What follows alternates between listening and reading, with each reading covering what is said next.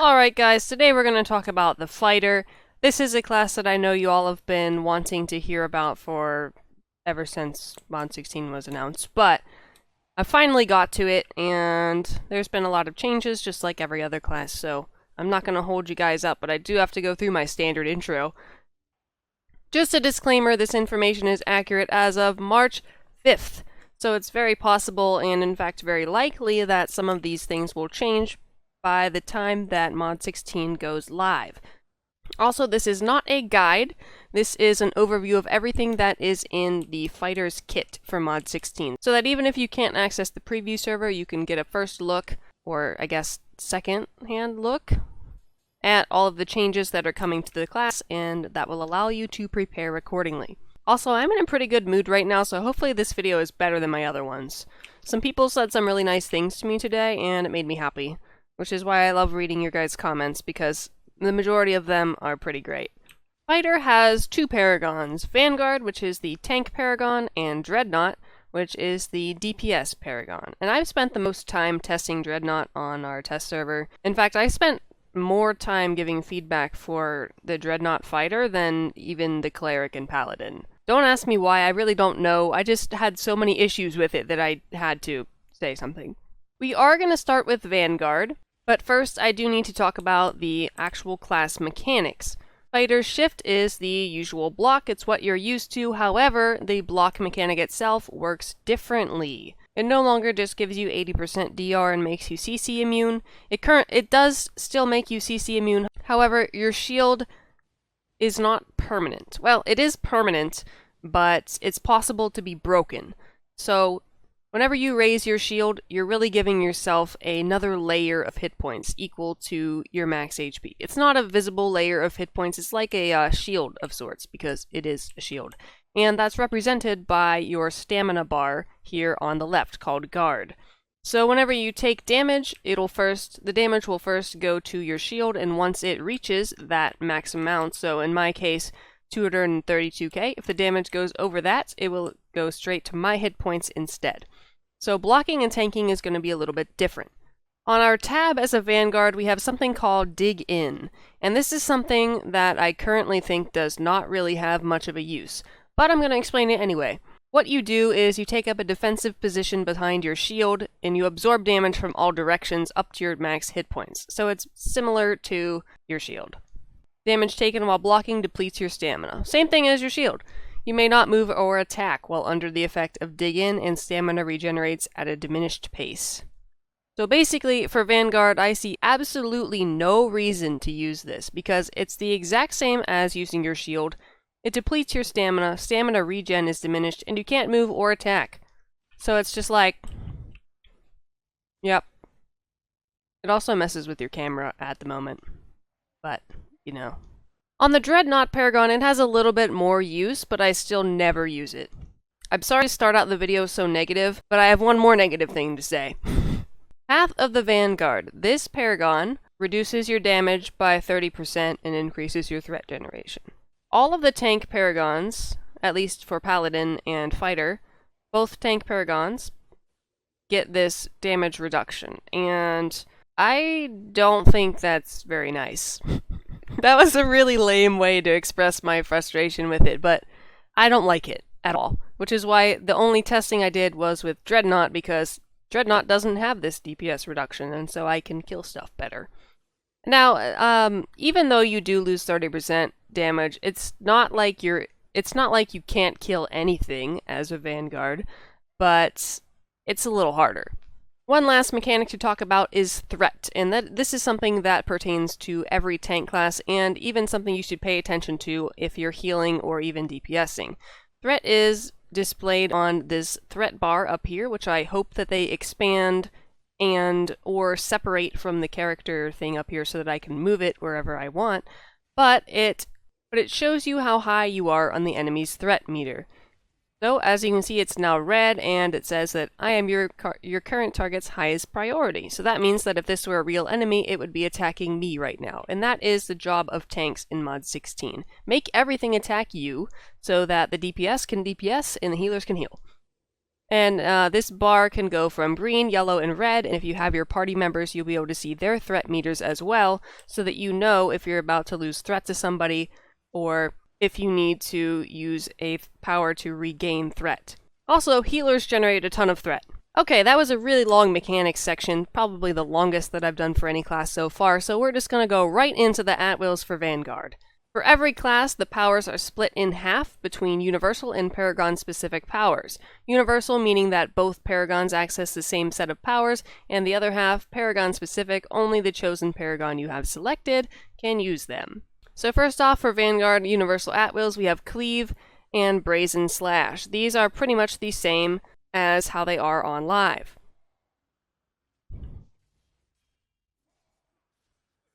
There was a demonstration. Now these next two, Guard Strike and Shield Bash, are the ones that you can use whenever you have your shield up. Fighter is the only class that can attack while blocking. So there you have Shield Bash and then the Guarded Slash, which, yeah. Now the Paragon-specific ones, we have Threatening Rush and Tide of Iron, both of which are familiar to you. That didn't make sense. Both of which are the same as live. The only difference is that Threatening Rush does not have 3 charges, and on the Barbarian, Threatening Rush does have 3 charges. So we're going to jump right into encounters. A lot of these you're going to recognize by name, but their functions may be slightly or majorly different. Each class got at least one new at-will encounter in daily, however, most of the new ones are in the other Paragon. So we have Shield Slam, Knee Breaker, Full Charge, Piercing Thrust, and Anvil of Doom. So Shield Slam is a smallish AoE with a really low magnitude that knocks back enemies. So I really never used this, even in Dreadnought, it just wasn't worth it. Now Knee Breaker is a pretty moderate magnitude and slows the target for 8 seconds.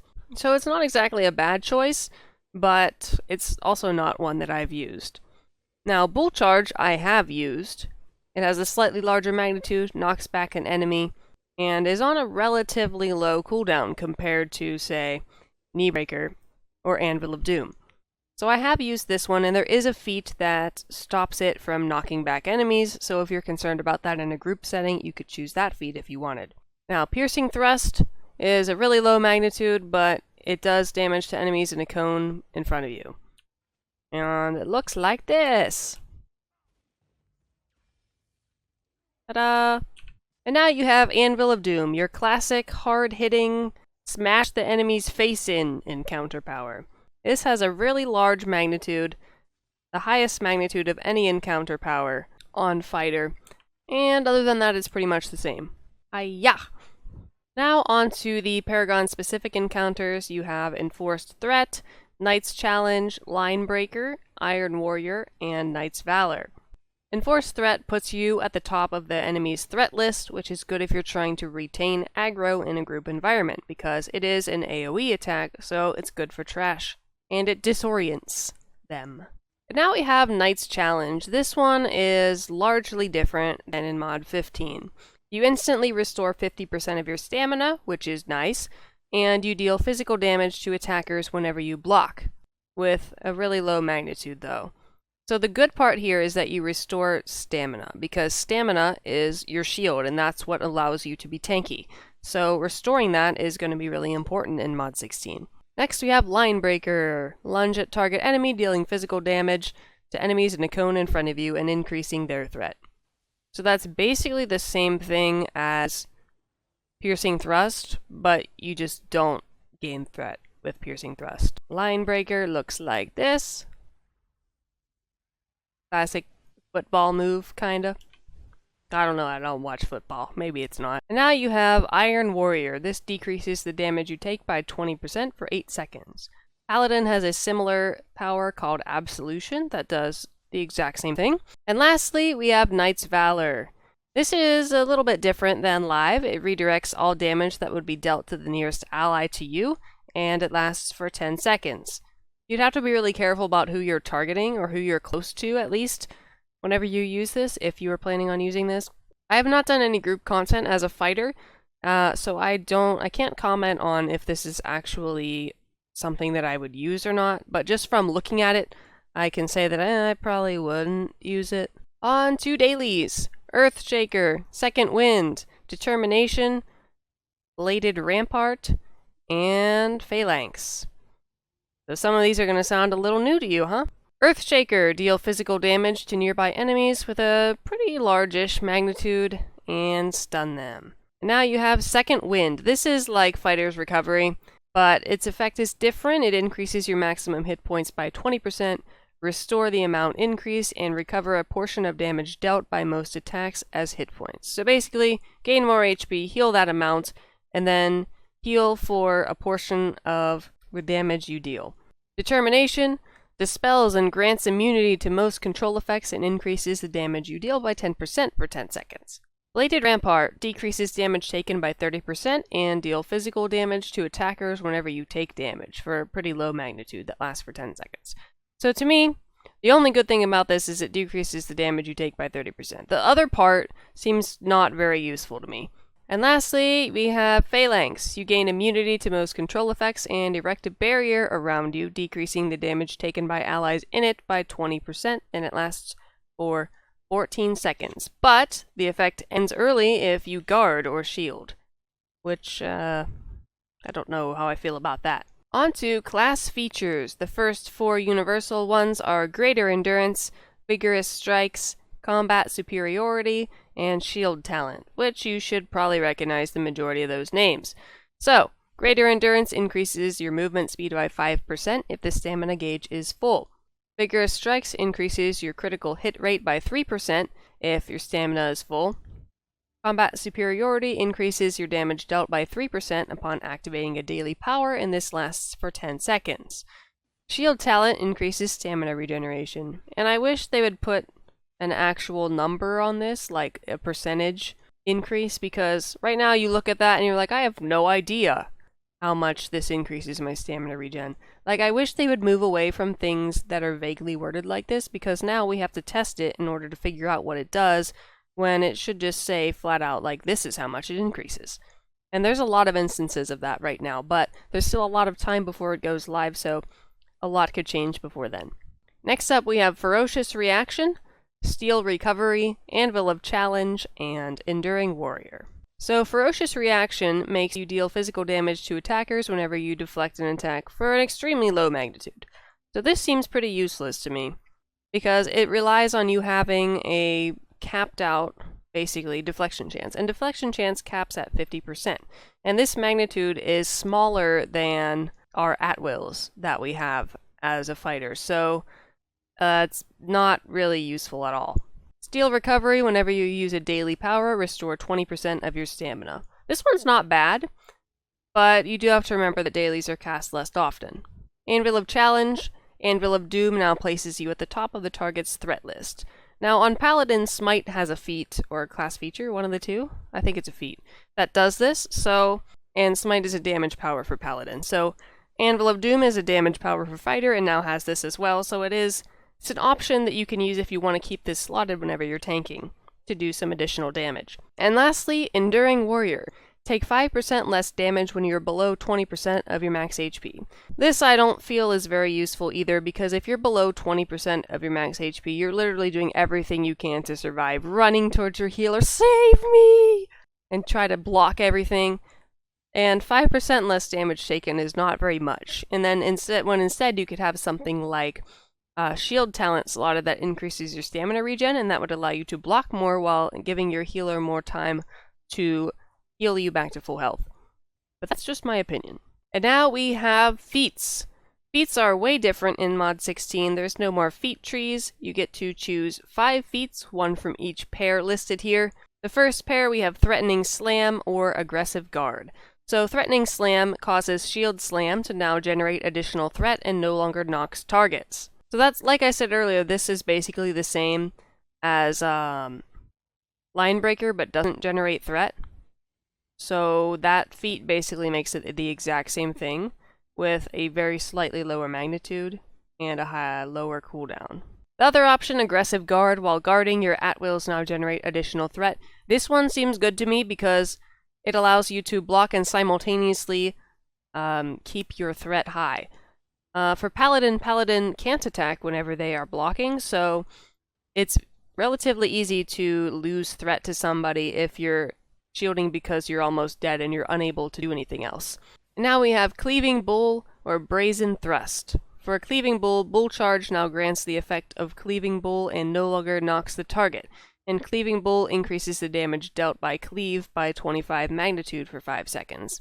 So, Cleave is one of your at-wills. Brazen Thrust causes Brazen Slash to have the chance to reset the cooldown time of Piercing Thrust. This one actually seems relatively decent because it gives your at-will a chance to completely reset their cooldown of one of your encounters. But it only does damage though, and it's a relatively low magnitude one, but it's still something good because cooldown restoration is very limited. So of these two, I would probably pick Brazen Thrust. Next up, we have Swordbreaker and Sheltering Wind. So Swordbreaker makes Kneebreaker reduce the target's damage dealt by 5% for 6 seconds. So basically it turns it into a debuff. However, the cooldown is 20 seconds and the effect only lasts for 6 seconds, so it's not going to be up a whole lot of the time. Sheltering Wind. When you're under the effect of Second Wind, nearby allies are now healed for 20% of the value you are healed for. This one seems pretty decent. Like, it's not great because it's a daily, and if you're not casting the daily, then this feat is basically useless. But just on paper, it looks like it could be definitely useful because if you're using Second Wind, you're probably losing health and you're probably dying. So that means that your party is then in danger because if you lose threat to one of them, they're going to be getting hit and stuff. That's not good. Next, we have one called Stronghold and then Deep Breath. So Stronghold, when you're under the effect of Dig In, your healing received is increased by 10%. So that's the tab power that I said I never used and would probably never use. So it gives it an additional effect now. Bonus healing increase. I still wouldn't use it. Or, after using Dig In for 5 seconds, you gain the effect of Deep Breath. When Dig In is deactivate, I found a typo! Decrease damage taken by 5% and increase threat generated for 5 seconds. That's another additional effect for that tab power. And that one's a little more useful than the other one, but that's still no reason for me to sit in tab for 5 seconds and do nothing. And the last pair, Determined Defense and Shake It Off. So Determined Defense, Determination no longer grants an increase to damage dealt, but instead grants a decrease to damage taken by 40%. And Determination is this daily. So basically you cast it and you don't get a damage bonus anymore, but you take 40% reduced damage for 10 seconds. It's okay, I guess, if you're in a pinch. Shake It Off! Reminds me of that Taylor Swift song. So, Earthshaker deals up to an additional 900 magnitude damage based on your remaining stamina, dealing maximum damage when stamina is 0. So I'd probably pick this one, because that would take Earthshaker up to a possible 1800 magnitude, as long as your stamina is low. So if you run out of stamina, cast this, and then, like, Knight's Challenge to get 50% of your stamina back. Or something. I don't know. So that's about it for Vanguard, but before we switch over to Dreadnought, we're going to take a quick look at ability scores. Ability scores are the same. They do the same thing across all classes, and there are no more primary and secondary ability scores. You have your initial stat roll, and then you can pick and choose based on what you need. So my guesstimate of what's best for fighter would be Constitution and Strength. Constitution because it generates max hit points, and since your shield's based on HP, you want as much HP as possible. And Strength for the stamina regeneration and physical damage boost. Now I don't know if that's actually the best secondary one to choose, Strength, but that's the one I picked for testing purposes, so. Okay, now here we are in Dreadnought, and it's time to talk about Dreadnought Mechanics. The shield is the same on this Paragon, but the tab power is called Seath. And basically you seethe with rage behind your shield, absorbing damage from all directions, and it's basically the same. It depletes your stamina, you can't move or attack. But in this Paragon, it actually does something, and your stamina is drained while you're using it, and your Vengeance gauge is filled. So Vengeance, blocking attacks increases your Vengeance gauge. When the Vengeance gauge reaches 50%, you will become vengeful, and damage dealt will be increased by 10%. So that actually gives a use for the tab power. It increases your Vengeance so that you can deal bonus damage. However, from my experiences, it's been extremely easy to keep your Vengeance around 50% or higher, and it's very easy to gain vengeance, so I had absolutely no reason to use it. So for powers this time, I'm going to skip over the universal ones because I already talked about them, and we're going to talk about just the Dreadnought-specific powers. So for at-wills, we have Heavy Slash and Reeve. So Heavy Slash is one that I think is simultaneously funny and actually also useful, because it increases your damage dealt by 5% for 12 seconds. And 12-second duration is a relatively long time for an at-will because it's an at-will. So it would make more sense to have a lower duration on this because you could use it whenever you want, and a 12-second duration on one of the other debuffs of like an encounter or a feat or something, because you don't get to cast those encounters very often. But that's my opinion. The other one we have is Reeve, and I can't look at the tooltip because there is a bug where if you don't have a power unlocked, sometimes you can't see its tooltip. Just to demonstrate Heavy Slash, you basically like slap them in the face with your sword. It looks like you're like an angry old lady beating up a dummy with a newspaper. That's my interpretation of this power. So the 5 powers that are Dreadnought specific are Commander's Strike, Shield Throw, Into the Fray, Griffin's Wrath, and Onslaught. So Commander's Strike is pretty different. It has a low/moderate magnitude and increases the target's vulnerability to physical damage by 5%, so it is a debuff. Now, Shield Throw deals projectile damage to the target enemy and stuns them for 3 seconds with a moderate magnitude. So to demonstrate, since it's projectile damage, I'm going to stand pretty far away. I'm going to throw my shield at this dummy. Hi-ya! I don't actually know if it actually throws a shield because I have my shield transmuted to a companion sword knot so that I don't have a shield. So, I don't know. Now, Into the Fray. This is something that has changed since I first saw this power. So now, it increases the movement speed of yourself and nearby allies for 8 seconds and instantly restores 100% of your stamina. So, this was something that a lot of fighters slotted on before in Mod 15, and it's something that a lot of them are going to slot in Mod 16 because instantly restoring 100% of your stamina is huge. However, there is no damage buff on this. And it doesn't seem that the movement speed bonus is as high as it was on live either. And now we have Griffin's Wrath. Deliver a 3-fold attack, dealing physical damage each hit, and the total combo magnitude is 1200. It does, however, look a little bit different, so we're going to demonstrate what it looks like here. Okay, so they have changed this since we first saw it as well. You have to hold the button down the entire time whenever you're casting this power, or it will cancel and go on cooldown. And it was not like this before.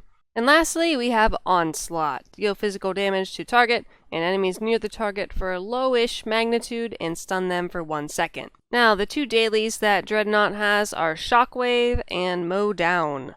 So Shockwave, deal physical damage to enemies in a line, and it knocks them back. And Mow Down delivers a 2-fold attack, dealing physical damage each hit with a total combo magnitude of 3000, which is really high. So Shockwave looks like this. Yeah, I'm pretty sure that's broken. So what I'm experiencing is I press 1 once and it does nothing, and then I press 1 again and it casts, like, and doesn't do any damage. Is anybody else experiencing that, or is it just me? We're going to move on, though, to the class features. Momentum, Hasty Vengeance, Combat Recovery, and Vengeful Blade. So, Momentum increases your movement speed by 25% after running for 2 seconds, and it ends whenever you stop moving. So basically, if you want to run really fast, you pick this one, and then you switch to something else after you're done running really fast. It's like exercise. Hasty Vengeance increases the rate at which stamina converts into vengeance while using Dig In. This is the thing I said wasn't very useful, so by default this feat becomes not very useful to me. And now Combat Recovery adds Into the Fray. This is this really, really bad tooltip. Adds to Into the Fray a heal with a magnitude of 300. Grammar is a wonderful thing. So basically you get healed when you use Into the Fray along with everything else that it does. And then Vengeful Blade deals additional damage with a magnitude of 50 upon dealing critical damage with an at-will if vengeance gauge is 10 or above, and then reduces your vengeance gauge by 10. This is also something that I brought up because your vengeance gauge caps at 100, so saying 10% would give a an easier way to visualize how full it is than just saying 10. So if I'm looking at my vengeance gauge and I don't know that it caps out at 100, I'm looking at that and I'm like, well, what's 10? How much is 10? Is that 10? Is 10 here? Is 10 here? Is 10 here? Well, I don't know, because it doesn't show you. But if it said 10%, you could make a visual estimate that 10% is somewhere down here, and you'd be like, oh, okay, that's when it activates. Oh, by the way, I'm using Dig In just to demonstrate what you look like whenever you have, whenever you're vengeful. You get this nice, like, evil demon effect on you. You're like, oh, I'm gonna kill everything now! And also, the ending of this is confusing, reduces vengeance gauge by 10.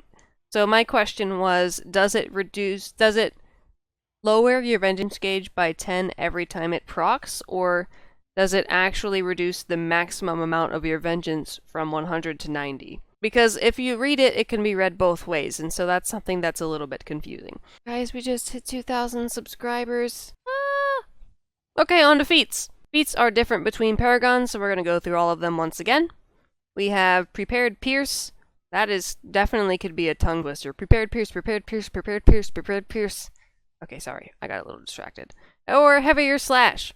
So, Prepared Pierce grants Heavy Slash a 100% chance that your next piercing thrust will deal an additional 200 magnitude damage, and that lasts for 3 seconds. So, this feat is something that would make piercing thrust more useful if you're using Heavy Slash.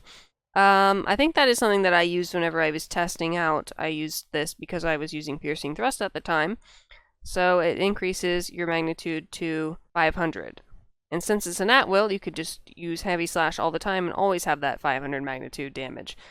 That's actually pretty decent. Your other option grants Brazen Slash a 20% chance that your next Heavy Slash will deal an additional 200 magnitude damage. So basically, you're granting one at-will a small chance that your other at-will deal an additional 200 magnitude damage. For 12 seconds? See, I don't know if that means the next cast within 12 seconds will deal 200 extra magnitude, or all casts in that 12 seconds will deal an additional 200 magnitude. See, these are the things we need in our tooltips. We need details. The next pair we have Heated Vengeance or Steady Vengeance. So Heated Vengeance, vengeance generated while blocking attacks with Dig In is now doubled. So basically there's a lot of ways to increase a bunch of ways to increase how you get vengeance. And now Steady Vengeance, block now prevents the vengeance meter from depleting while in combat. This is one that I picked because you don't want it to deplete. You want it to stay as high as possible all the time so that you get that 10% bonus damage. And I don't use Dig In, so, you know. Next pair, Expose Armor or Focused Charge. So, Expose Armor, when Commander's Strike deals critical damage, the duration of the vulnerability effect it grants is extended by 5 seconds. So, if you crit, the debuff lasts longer. Focused Charge, Bull Charge now deals 1000 magnitude damage and no longer knocks the target. This is the one that I like to use because 1000 magnitude is pretty large. It's larger than the Earthshaker Daily.